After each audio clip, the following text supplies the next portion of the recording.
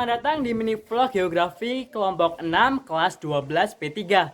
Nah, di sini kita mau jelasin beberapa hal mengenai desa Sepawon, meliputi karakteristik, potensi, hingga indeks kebahagiaan. Nah, sebelum itu, kenalan dulu yuk sama anggota kelompok kami. Kenalin, namaku Didan Ragil Fransya dari absen 12. Nama saya Pirana Yati dari absen 9. Nama saya Angela Disopti Utama absen 4.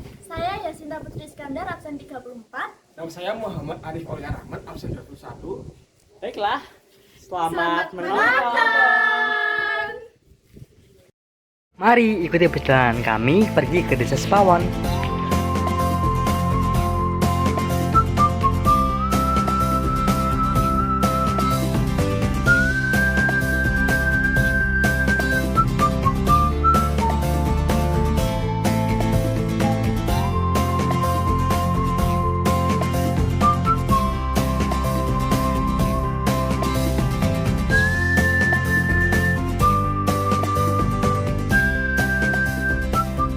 Nah, sudah sampai.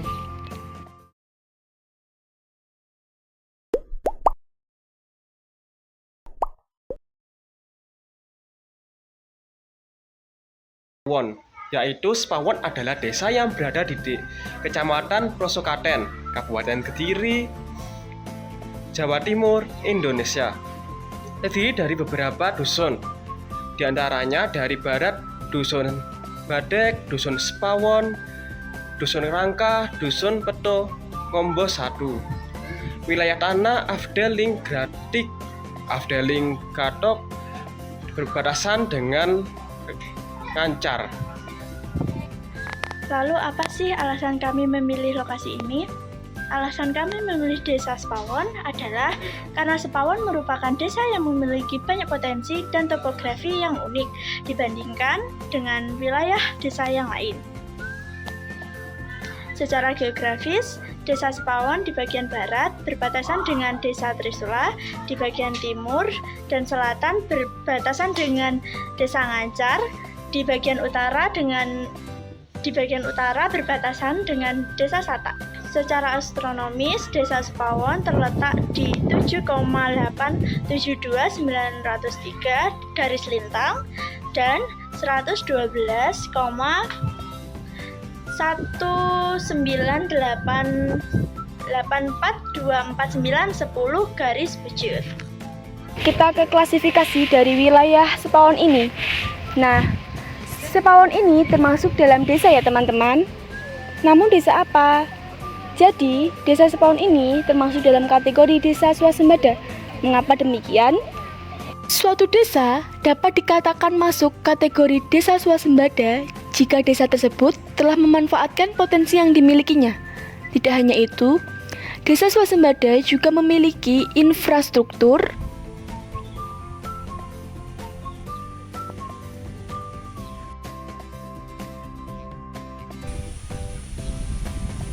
pendidikan, dan kondisi ekonomi yang baik, serta memiliki sistem administrasi yang sudah maju. Dapat dibuktikan dengan adanya website tersendiri dari Desa Sepawon.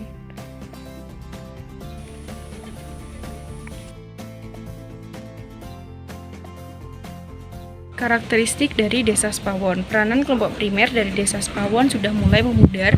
Hal ini dikarenakan adanya arus globalisasi dan juga mobilitas yang cukup tinggi dari warga Desa Sepawon. Untuk kelompok masyarakat di Desa Sepawon ada seperti ibu-ibu arisan, ibu-ibu PKK, dan juga bapak-bapak pos kambling. Untuk hubungan keeratan keluarga, warga Desa Sepawon masih sangat baik dan juga rukun walaupun memiliki mobilitas yang tinggi. Warga Desa Sepawon juga memiliki anak yang sesuai anjuran pemerintah, yaitu 2 anak cukup setiap kakaknya. Bahkan Desa Sepawon juga ada yang memutuskan untuk tidak memiliki anak. Masyarakat Desa Sepawon bisa dibilang masyarakat yang heterogen karena memiliki beragam profesi. Dan di Desa Sepawon, keluarga bukanlah menjadi unit ekonomi. Karena misalnya ada keluarga yang orang tuanya bekerja sebagai petani dan memiliki 2 anak. Kedua anaknya itu tidak membantu mereka untuk mengurus pertanian atau perkebunan mereka. Kedua anaknya itu memutuskan untuk sekolah sehingga mereka, orang tuanya harus mempekerjakan buruh tani untuk membantu mengurusi perkebunan atau pertaniannya. Oke, sekarang kita akan membahas mengenai potensi-potensi yang dimiliki oleh Desa Sepawon. Potensi yang dimiliki meliputi 3, yaitu potensi fisik, potensi sumber daya manusia, dan potensi kelembagaan. Potensi fisik. Desa Sepawon memiliki lahan perkebunan yang subur, terutama untuk tanaman nanas, tebu, kopi, karet, dan juga jati. Lingkungannya yang asri serta akses air yang cukup dari irigasi membuat desa ini cocok untuk sektor agraris.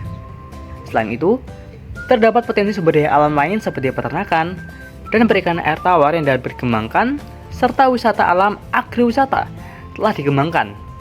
Dan tak lupa juga, terdapat beberapa potensi tambang seperti pertambangan pasir dan batu.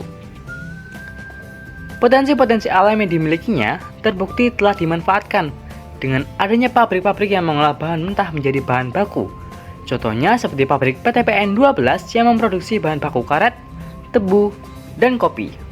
Potensi manusia. Penduduk Desa Sepawon mayoritas bekerja di sektor perkebunan. Meski tingkat pendidikan yang umumnya masih dasar, generasi muda menunjukkan minat untuk meningkatkan keterampilan dan pendidikan mereka, terutama di sektor non-pertanian, seperti industri kecil atau wirausaha. Potensi kelembagaan. Desa ini memiliki kelembagaan tradisional seperti koperasi desa dan lembaga sosial seperti Karang Taruna dan PKK yang aktif dalam kegiatan desa. Organisasi ini berperan penting dalam mendukung kegiatan ekonomi dan sosial, serta menjadi sarana pemberdayaan masyarakat untuk pembangunan desa yang berkelanjutan. Dari administrasinya, seperti yang awal tadi ditunjukkan, telah dikembangkan dengan baik dengan memanfaatkan teknologi yang ada, berupa website khusus.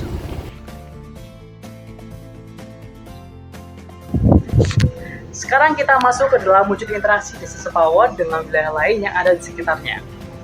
Yang pertama, dalam sektor sumber daya alam, terdapat pengiriman tebu dari Desa Sepawon yang dikirim ke wilayah lain, contohnya seperti ke pabrik gula santren yang ada di Kediri. Kemudian terdapat pengiriman nanas dari Desa Sepawon yang dikirim ke Bali, Pasar Induk, dan juga tempat lainnya. Kemudian juga pula ada pengiriman ketela yang dikirim ke Pare. Dan pula terdapat pengiriman batu dan pasir yang dikirim ke berbagai wilayah, contohnya Pare, Kediri, Nganjuk, Jombang, dan juga wilayah-wilayah lainnya. Selanjutnya kita masuk ke dalam sektor peternakan. Banyak kambing dan sapi yang ada di Desa Sepawon itu dikirim juga ke wilayah-wilayah lainnya, contohnya ke wilayah Kalimantan. Sekarang kita membahas mengenai sektor pendidikan. Banyak anak-anak dari Desa Sepawon itu memilih untuk bersekolah dan juga berkuliah di wilayah lainnya. Contohnya sendiri seperti Angel dari kelompok kami yang berasal dari Desa Sepawon, namun memilih untuk bersekolah di SMA Negeri 1 Pare. Namun, mengapa mereka memilih melakukan hal demikian? Tentu saja karena mereka mencari pendidikan yang lebih baik dan layak. Dan yang terakhir, kita akan membahas mengenai sektor sumber daya manusia. Banyak tenaga kerja dan masyarakat dari Desa Sepawon yang memilih untuk bekerja dan mencari pekerjaan ke wilayah luar Desa Sepawon.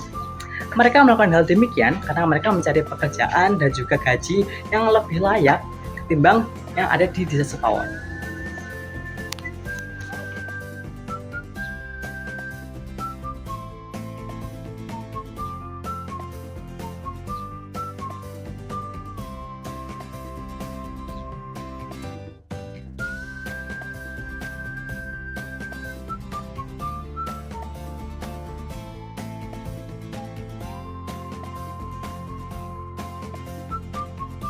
Dapat dilihat dari gambar yang ada di atas bahwa penataan ruang Desa Sepawon itu belum cukup baik karena memang pada umumnya desa itu tidak memiliki tata ruang.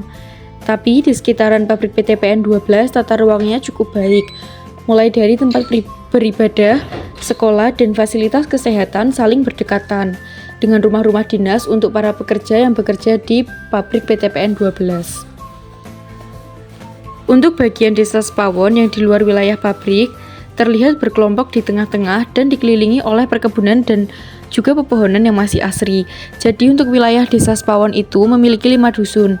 Nah, Dusun Ngerangkas, Campurijo, dan Dusun Sepawon sendiri itu berada di satu wilayah. Setelah itu terpisah lagi oleh perkebunan, baru ada Dusun Petungombe 1. Terpisah lagi oleh perkebunan, baru ada Dusun Gatok. Bentuk desa Sepawon yaitu adalah desa terpusat dan mengelilingi pusat fasilitas tertentu. Untuk desa terpusat yaitu di mana mereka saling hidup berdekatan dengan keluarganya atau masih dalam satu garis keturunan di dalam satu wilayah tersebut.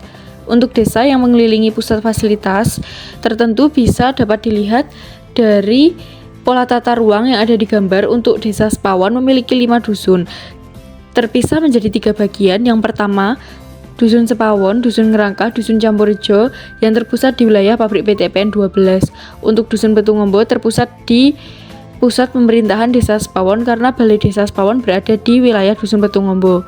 Untuk Dusun Gatok terpusat pada pekerjaan warga yang ada di Dusun Gatok, yaitu bertani. Karena Dusun Gatok jaraknya lebih dekat ke Desa Sepawon, akhirnya Dusun Gatok dimasukkan ke dalam bagian dari wilayah Desa Sepawon. Desa Sepawon ini, keharmonisan keluarga dan hubungan sosial antar warga sangat baik. Dengan persaudaraan dan gotong royong yang erat, warga merasa aman dan bahagia. Meskipun ada beberapa masalah lingkungan seperti pengelolaan sampah yang perlu ditingkatkan. Warga desa juga mandiri dalam mengelola sumber daya alam, namun masih memerlukan bantuan dari luar dan pengembangan diri yang lebih baik. Secara keseluruhan, hubungan antar warga bisa dibilang positif dan mereka memiliki tujuan hidup yang jelas serta penerimaan hidup yang baik. Indeks kebahagiaan di Desa Sepawon kami ambil dari 3 indikator, yaitu yang pertama dimensi kepuasan hidup, yang kedua dimensi perasaan, dan yang ketiga dimensi makna hidup. Yang pertama dari dimensi kepuasan hidup yaitu kesehatan fisik, mental.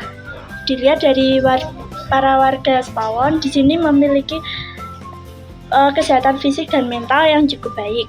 Karena dari data yang ada, yang mengalami masalah terhadap fisik dan mental hanya beberapa saja. Dari banyaknya warga Desa Sepawon, dalam setahun dalam 100% hanya ada 5% yang mengalami masalah kesehatan fisik dan mental. Yang kedua, dari segi pendidikan, masyarakat dari Desa Sepawon sudah banyak yang mengenyam pendidikan mulai dari SD, TK, SD, SMP hingga kuliah.